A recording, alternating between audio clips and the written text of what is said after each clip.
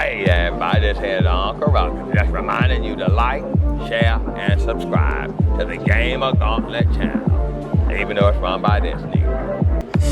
There's something I like about you. Cause you make me so happy. There's something I like about you. Cause you make me so happy. What's up, everybody? It's your boy Shazam. We've been talking top 10 games. So right now, we're finna go top 10 PS2 games. So this is my list. Shazam's top 10 PlayStation 2 games. Let's get to it. So, number 10, I got 50 Cent Bulletproof.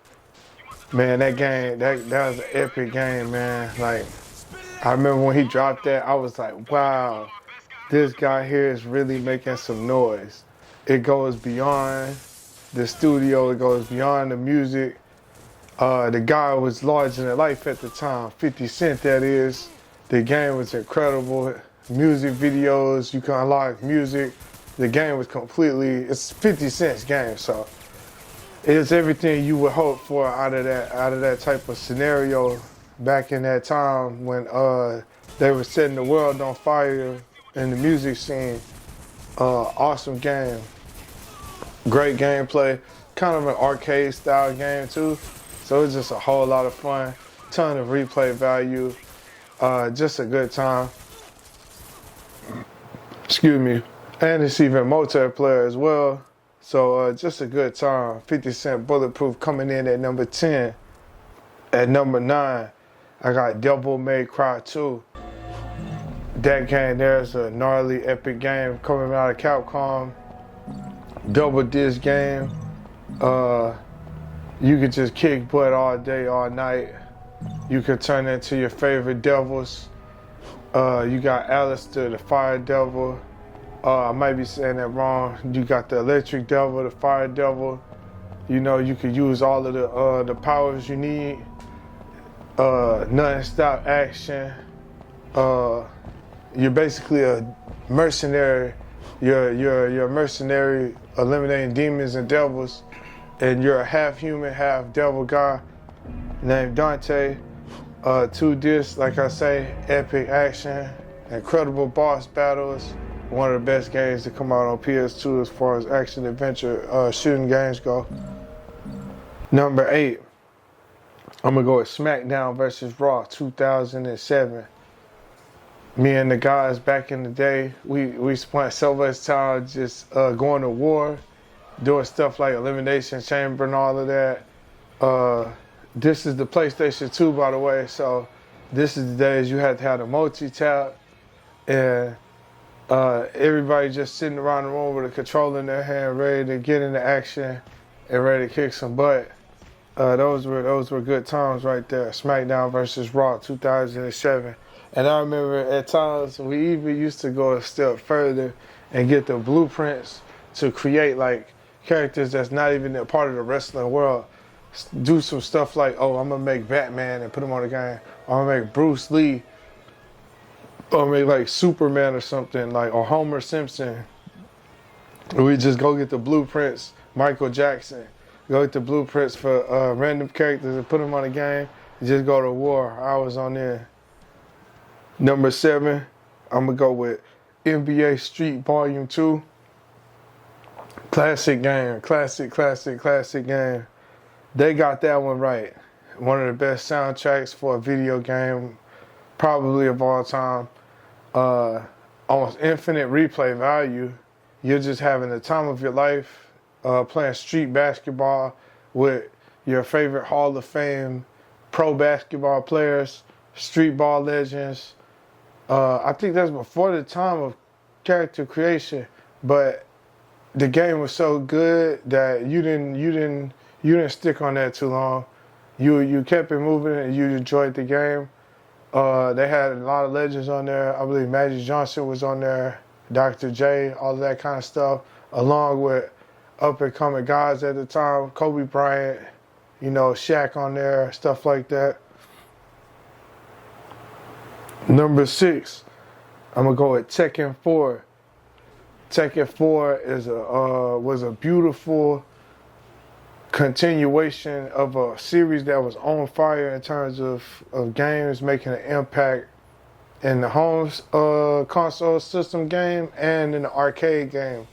Tekken 4 is one of the only Tekken still to this day where they have this like arcade adventure mode. You can pretty much pick any character and you can run through like stages.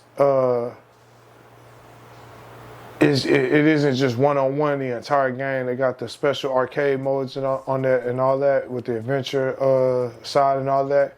But also, it was one of the best Tekkens to that point in terms of the combat, in terms of gameplay, character roster.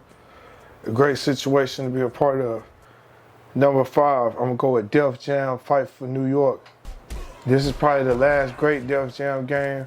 This is the last game that we got where you really got a collection of superstar hip hop artists and stuff like that collaborating to come together for a combat game. It was such a great game. The story, you could pick your shorty. You know what I mean? I can only imagine what all that'll look like in today's day and age, but you create your own guy. You try to take over the map yourself. They had Snoop D.O. Dub on there.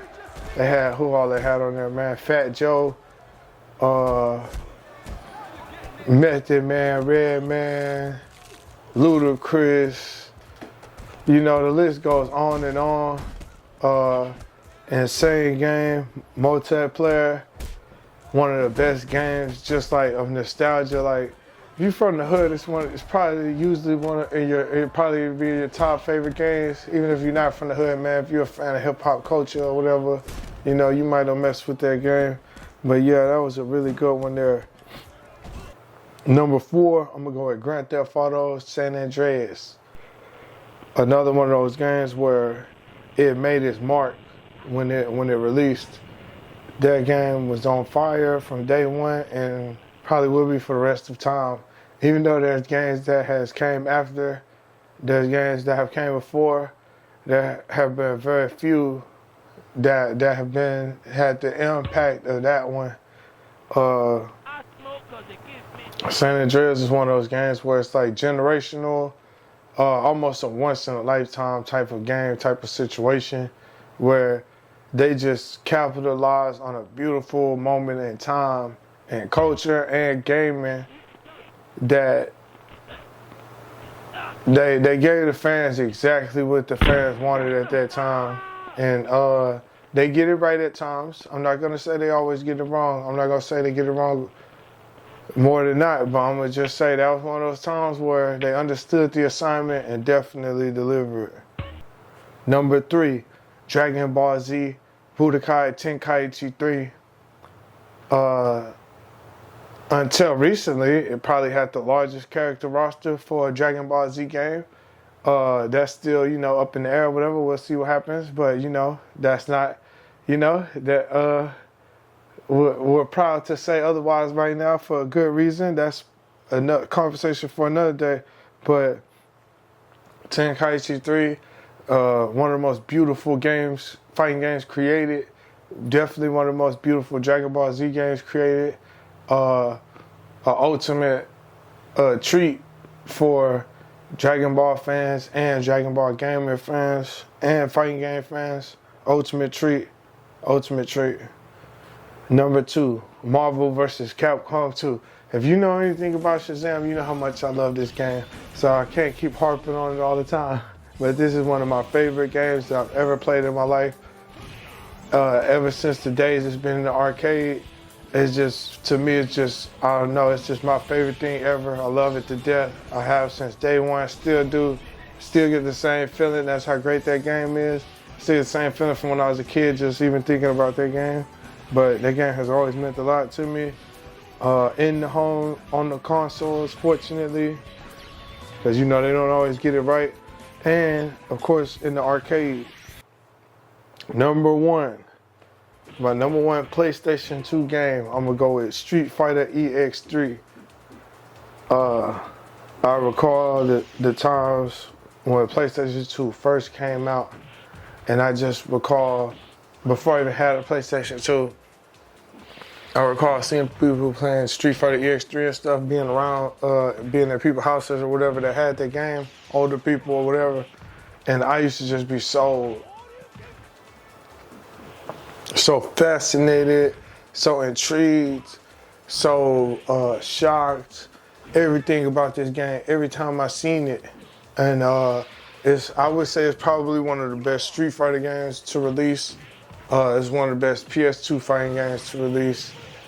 It's one of the first Street Fighter games where you get scenarios such as 1 versus 4, and it's just characters all over the screen, 3 versus 3, 1 versus 3, 2 versus 2.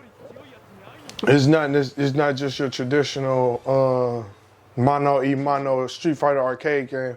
They put a little extra into it. It was beautiful, awesome. It's one of the first PS2 games to drop. It's a game that I feel like it's a beautiful game. Probably my favorite to release on the PlayStation 2. I'm gonna go ahead and say it's probably my favorite PS2 game ever, coming in at #1. Beautiful, awesome game. I loved every second of it. Wish I still had it. I tear it up some more. Pause. I remember when you beat the end of the arcade mode, you beat Bison at the end. It's for the credits. It used to be infinite, like little villains, little minions coming at you every time you beat arcade mode. So you get a treat of just infinite minions coming at you, and all you're doing is just trying to knock off as many as you can to get another high score or add it to your high score. Such a fun game. One of the most fun I've ever played.